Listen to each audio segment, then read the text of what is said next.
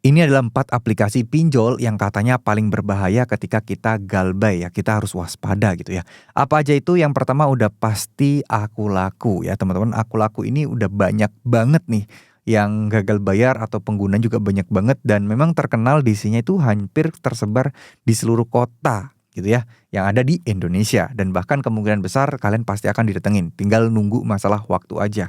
Ada yang sebulan, 2 bulan, 3 bulan dan tergantung daerah masing-masing. Nah yang kedua adalah Kredivo. Ini juga lebih rajin lagi untuk menagih nasabah.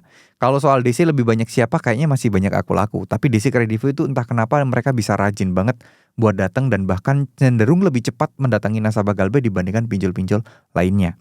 Nah mereka legal dan tentu saja ini perusahaan yang besar banget. Kalau kalian berharap ini dia bakal bangkrut atau rugi, jawabannya nggak mungkin. Nah sekarang yang ketiga. Yang ketiga adalah Home Credit Indonesia. Ini memang jarang terdengar atau mungkin teman-teman jarang tahu juga. Tapi percayalah DC lapangannya itu banyak tersebar di mana-mana juga. Bahkan di daerah-daerah di luar-luar Pulau Jawa pun, daerah terpencil pun ada.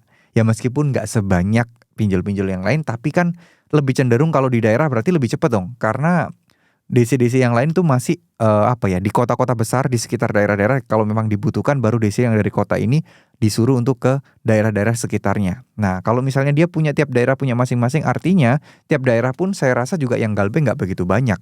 Yang daerah-daerah kecil ya. Ya makanya mereka juga seringkali tidak approve untuk daerah-daerah kecil. Tapi tidak menutup kemungkinan mereka approve juga dan kalaupun ada yang galbay mereka bisa dengan mudah dan dengan cepat. Kenapa? Karena ya tidak apa sih namanya itu istilahnya, tidak sebanyak yang dikira gitu ya, yang galbay itu. Jadi DC-nya memang cuma 1, 2, tapi kalau yang galbay nggak banyak, ya gimana tetap akan disamperin gitu ya. Itu yang ketiga. Nah sekarang yang keempat. Yang keempat ini bisa Tunaiku atau juga bisa Kredit Pintar. Tapi saya rasa Kredit Pintar jauh lebih banyak sih dibandingkan Tunaiku. Nah Tunaiku ini besar karena dia mempunyai perusahaan yang besar juga atau ada bank di belakangnya, yaitu Amar Bank. Nah Tunaiku adalah salah satu kayak nggak tahu anak perusahaan atau masih satu grup gitu ya. Jadi intinya mereka punya sumber dayanya juga gitu dan memang backbone-nya mereka itu atau backingannya itu kuat banget. Secara finansial kuat banget juga gitu dan DC-nya pun juga banyak juga gitu ya. Intinya seperti itu aja. Jadi ini adalah beberapa pinjol-pinjol yang mungkin teman-teman harus waspadai. Bukan berarti untuk ditakut-takuti dan untuk membuat kalian stres, enggak.